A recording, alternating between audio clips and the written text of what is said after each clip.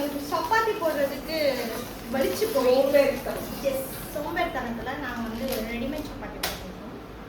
நீங்க அப்படி வாங்கணும்னு அவசியம் கிடையாது. நீங்க வேணும்னா ட்ரை பண்ணலாம். இது we know it is unhealthy. இருந்தாலும் நாங்கள் சாப்பிடுவோம். Meanwhile,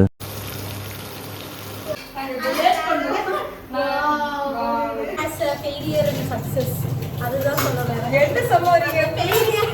அந்த ஃபெயிலியர் என்னன்னா தேன் மிட்டாய்னு ஒன்று ட்ரை பண்ணேன். அது வந்து ரொம்ப கவலைக்கிடமா ஆயிடுச்சு. இது என்னன்னே தெரியல. என்னடா அது பாருங்கள்.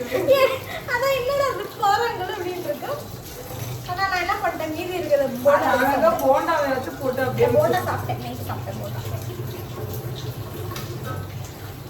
எனக்காக நிஷாக்கா சாப்பிடுவாங்க. சாப்பிடு. ஒரு தங்கச்சி கொடுத்தா இது கூட சாப்பிட மாட்டியா நீ? என்னுடைய பெயர் ரியாக்ஷன் பை நிஷா. சொல்லுங்க எப்படி இருக்கு? வடை மாதிரி இருக்கு. ஆனா வடை தேன் மிட்டாய் மாதிரி இருக்கு. ஆனா தேன் மிட்டாய் இல்ல. இதுக்கு ஒரு பேர் வந்து நம்மளோட சப்ஸ்கிரைபர்ஸ் வைப்பாங்க. ஓகே, இதுக்கு ஒரு பேர் மட்டும். இந்த ரப்பர்லாம் எதுக்கு இங்க வருது? புதுசு வாங்கிட்டு வந்திருக்காங்க. நிஷாக்கா ஒரு பேர் வைப்பாங்க. சீனி மிட்டாய். சீனி மிட்டாயா? ஆமா, அது மாதிரி தாங்க இருக்கு. எங்க அப்பாவுக்கு ரொம்ப பிடிக்கும். எப்பயுமே கீழே இருந்தா மேலே போகணும். மேலே இருக்கவங்க தள்ளி விடக்கூடாது, கீழே இருக்கவங்க காலை வரக்கூடாது. கருத்தப்படி அதை கீச்சிட்டேன். கீச்சதை என்னத்தை கீச்சிட்டு இருக்கீங்க?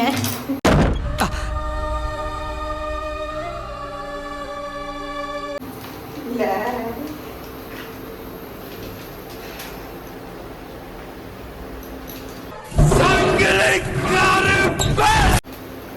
சில பல சப்பாத்தி குருமா, இங்க ஒரு இட்லி போல வருமா? இதெல்லாம் வாங்கக்கூடாதுன்னு சொன்னாங்க.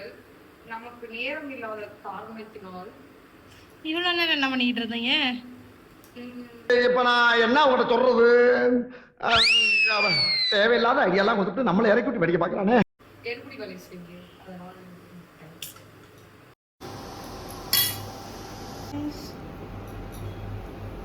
மணமணக்கும் சீக்கிரம் ஆச்சி மசாலா, சக்தி மசாலா, அப்புறம் அது என்ன மசாலா? நெய்யல். நெய்யல் மசாலா சிக்கன். திரும்பவும் அதே கதை. உத்தரவு வரும்போதெல்லாம் நல்லா இருக்கு. சப்பாத்தி ஓகே. சப்பாத்தி ஓகே வாங்க.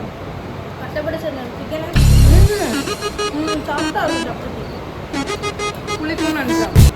சிக்கன் நல்லா இருக்கு.